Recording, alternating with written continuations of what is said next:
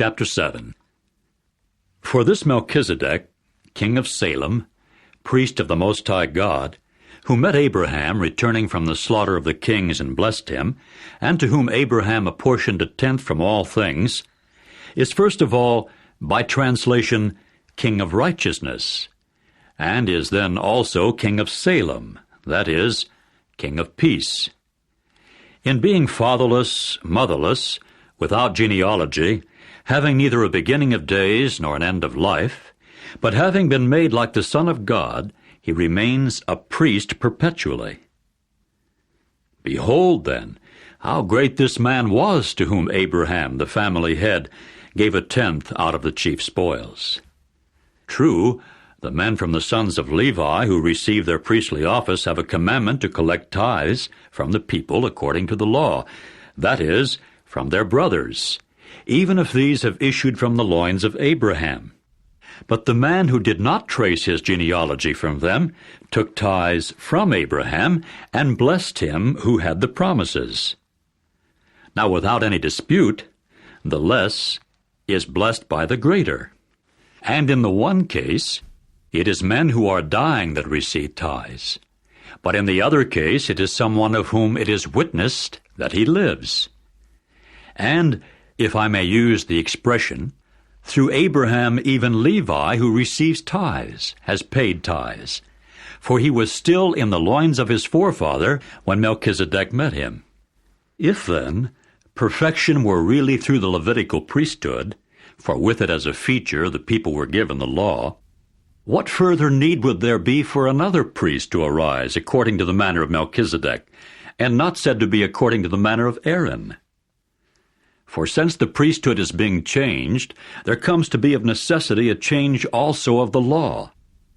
For the man respecting whom these things are said has been a member of another tribe, from which no one has officiated at the altar. For it is quite plain that our Lord has sprung up out of Judah, a tribe about which Moses spoke nothing concerning priests. And it is still more abundantly clear that with a similarity to Melchizedek there arises another priest, who has become such not according to the law of a commandment depending upon the flesh, but according to the power of an indestructible life. For in witness it is said, "You are a priest forever according to the manner of Melchizedek." Certainly, then, there occurs a setting aside of the preceding commandment on account of its weakness and ineffectiveness.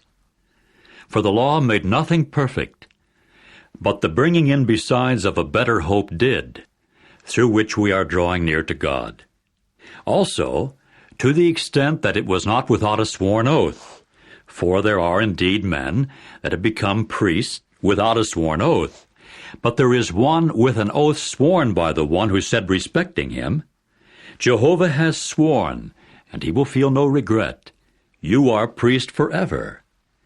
To that extent also, Jesus has become the one given in pledge of a better covenant. Furthermore, many had to become priests in succession because of being prevented by death from continuing as such. But he, because of continuing alive forever, has his priesthood without any successors. Consequently, he is able also to save completely those who are approaching God through him, because he is always alive to plead for them. For such a high priest as this was suitable for us, loyal, guileless, undefiled, separated from the sinners, and become higher than the heavens. He does not need daily, as those high priests do, to offer up sacrifices, first for his own sins and then for those of the people.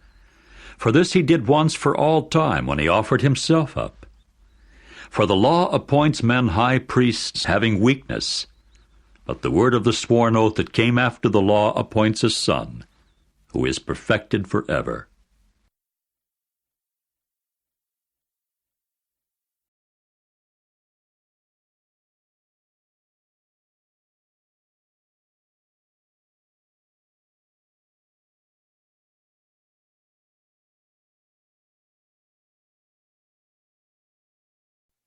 Chapter 8.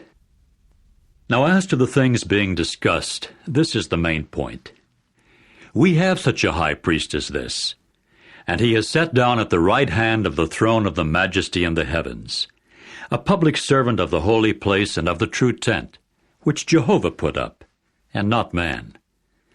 For every high priest is appointed to offer both gifts and sacrifices, wherefore it was necessary for this one also to have something to offer. If now he were upon earth, he would not be a priest, there being men who offer the gifts according to the law, but which men are rendering sacred service in a typical representation and a shadow of the heavenly things, just as Moses, when about to make the tent in completion, was given the divine command, for says he, "See that you make all things after their pattern that was shown to you in the mountain." But now Jesus has obtained a more excellent public service, so that he is also the mediator of a correspondingly better covenant, which has been legally established upon better promises.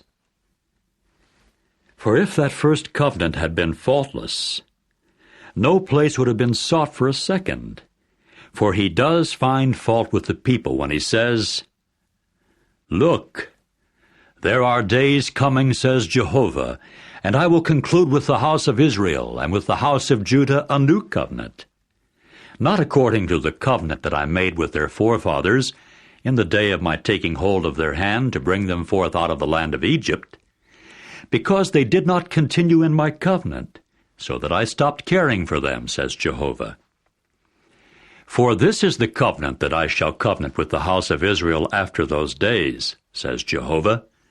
I will put my laws in their mind, and in their hearts I shall write them, and I will become their God, and they themselves will become my people. And they will by no means teach each one his fellow citizen, and each one his brother, saying, Know Jehovah. For they will all know me, from the least one to the greatest one of them. For I shall be merciful to their unrighteous deeds, and I shall by no means call their sins to mind any more.